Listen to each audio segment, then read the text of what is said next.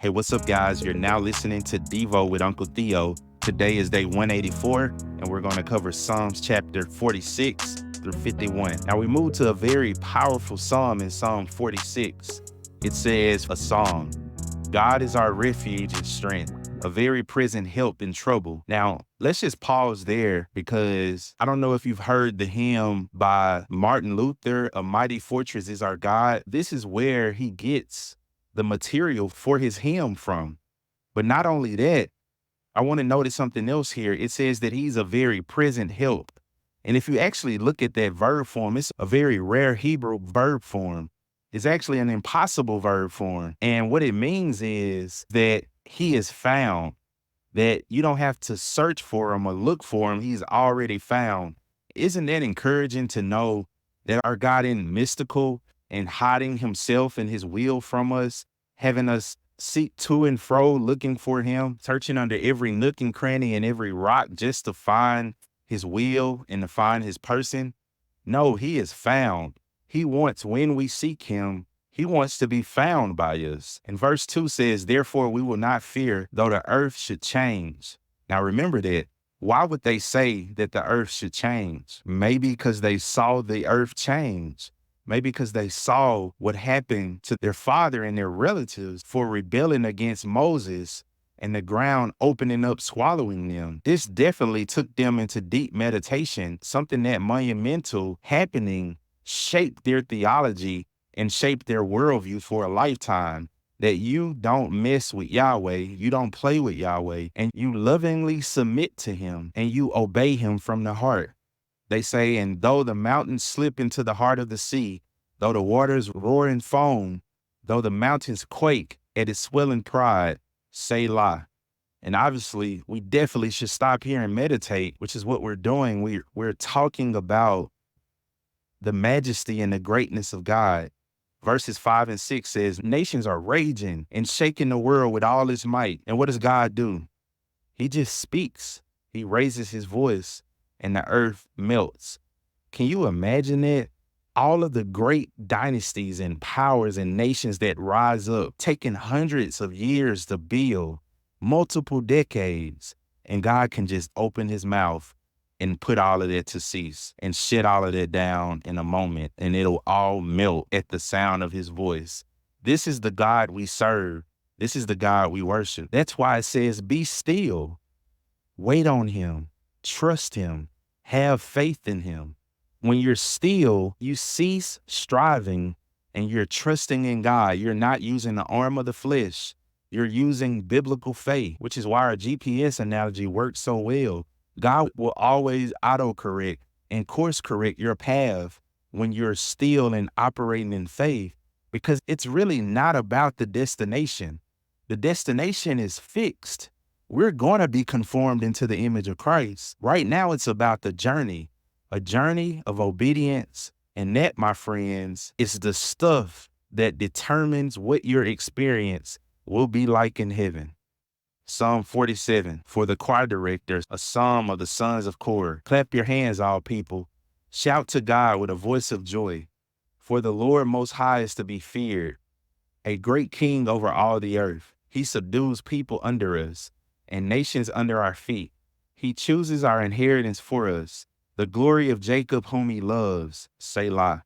God has ascended with a shout, the Lord with the shout of a trumpet. Sing praises to God. Sing praises to our King. Sing praises, for God is the King of all of the earth. Sing to him a psalm of praise. For the kings of the earth belong to God. He is greatly exalted. We see here that no matter what king is in power, that they all submit to Yahweh, which is Israel's king. No wonder the Queen of Sheba traveled to see Solomon, because all the earth knew that, hey, no matter what kind of power we have, whoever is the God of Abraham, Isaac, and Jacob, the God of Israel, he is the most high God. And we are to ascribe praise to his name. Psalm 48. This is where we hear, great is the Lord and greatly to be praised. In the city of our God, his holy mountain, beautiful in elevation, the joy of the whole earth. And chapter 48 ends, for this God is our God forever and ever. He will be our God even to the end. And this is so true. This is why we do what it says in verses 12 and 13. We go around and we count the towers. We consider her ramparts. We view her citadels, that you may tell the next generation. You see the strength of what God has done in Jerusalem, and you worship him for it. You just marvel at his works. You go and see his creation and handiwork, and you worship him for it. And these are the things that you pass on to the next generation. He's always been teaching this. Remember, take an omer full of manna. Take these rocks from the sea. Always tell the next generation what I did. I'm not always going to perform a miracle. And we get to see that with God. Now we move into Psalm 49, and the sons of Korah address the certainty of death and how it's a common experience for all and how we should meditate on it. You think about it, this is why funerals are so potent, because it just reminds us of the frailty of this life. Verse 1, hear this, all you peoples. Listen, all who live in this world, both low and high, rich and poor alike. My mouth will speak words of wisdom. The meditation of my heart will give you understanding. I will turn my ear to a proverb. With the harp I will expound my riddle. Why should I fear when evil days come, when wicked deceivers surround me, those who trust in their wealth and boast in their great riches? No one can redeem the life of another or give to God a ransom for them. The ransom for a life is costly. No payment is ever enough, but not for Christ. Christ had an eternal payment that could satisfy an eternal God. Verse 9, so that they should live on forever and not see decay. For all can see that the wise die, that the foolish and the senseless also perish. Leaving their wealth to others, their tombs will remain, their houses forever, their dwellings for endless generations, though they had named lands after themselves. And we see that even today, streets named after great leaders and presidents, and they're gone. They died just like the common man. And this is what we have to realize about the finality and brevity of this life. We all will die one day. And the question is, who can redeem the life of another? Who can pay this costly ransom? You don't want to be found amongst the ones of verse 18 that though while they live, they count themselves blessed. You ever hear people going around saying, I'm just so blessed. I'm a blessed man. I'm a blessed woman. And they're not saying it because they have Christ. They're saying it because of this. And people praise you when you prosper. They will join those who have gone before them and will never again see the light of life. People who have wealth but lack understanding are like the beasts that perish.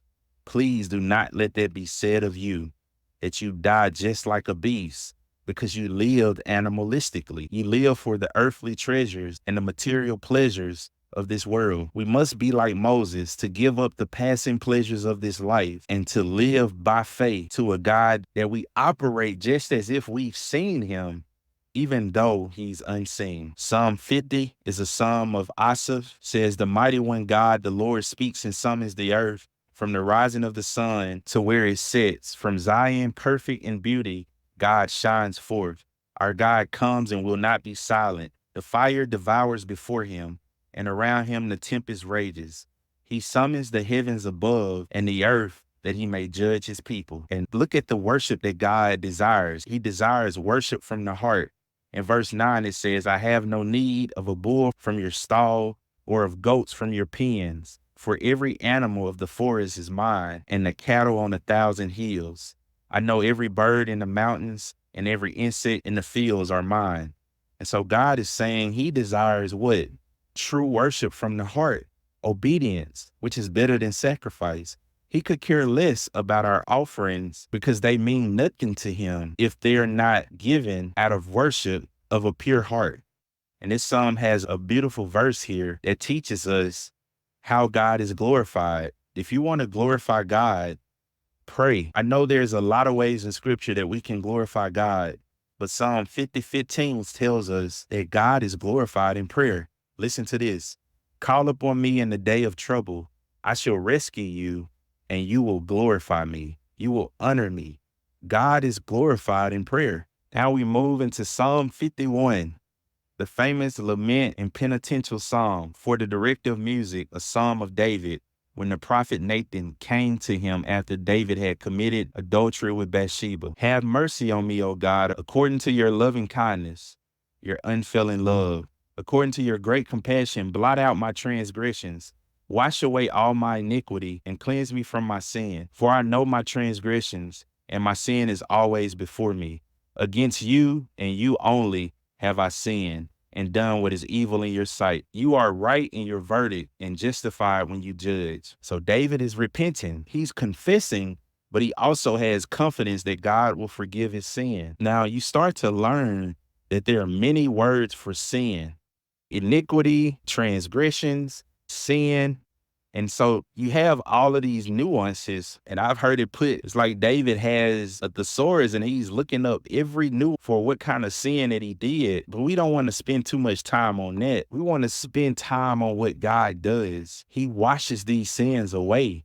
He erases them just like they never happened, like they never existed. We get some powerful theology in verse 5. It says, surely I was sinful at birth, sinful from the time my mother conceived me. Now, there's a few things that this verse helps us with, and this is always exciting when you get to learn deep theology from a song. One, we learn that life begins at conception.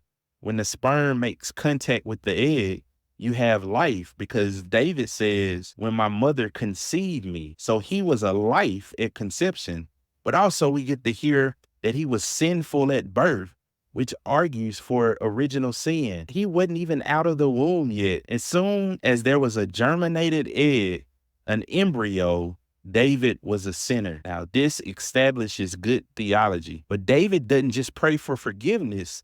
Look at what he prays for. He prays for you. He prays for the new covenant. He says, cleanse me with hyssop, and I'll be clean. Wash me, and I'll be whiter than snow. Let me hear joy and gladness. Let the bones you have crushed rejoice. Hide your face from my sins and blot out my iniquity.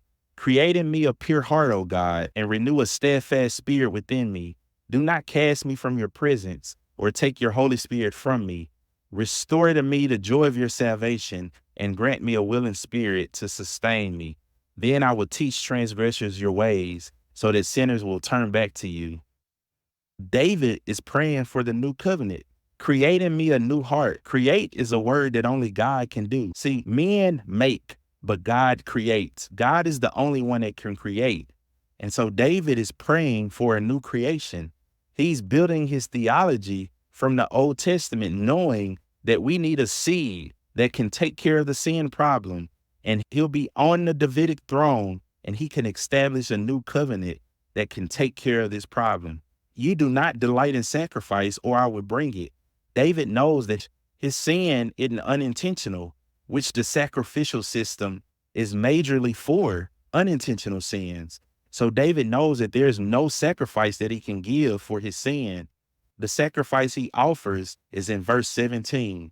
My sacrifice, O God, is a broken spirit, a broken and contrite heart. You, God, will not despise. May our hearts be like David. May we be men and women after God's own hearts. And may we follow his progression. Listen to his progression. He confesses his sin. He asks the Lord to cleanse him, to wash him, to create in him a new heart, to restore him. Then he said he would teach. We got it backwards now. A lot of people want to run out and teach and get in places of authority and position too quickly. Follow the progression of David. Go through the process. Respect the process, so that you can have the character to sustain the destination you're trying to get when you get there. See, a lot of us have the skills to be successful, but we don't have the character to stay successful. And that's what's most important. Focus on your heart and your character towards God, and always start from the perfect starting point, and that's humility. A broken and contrite heart he will not despise.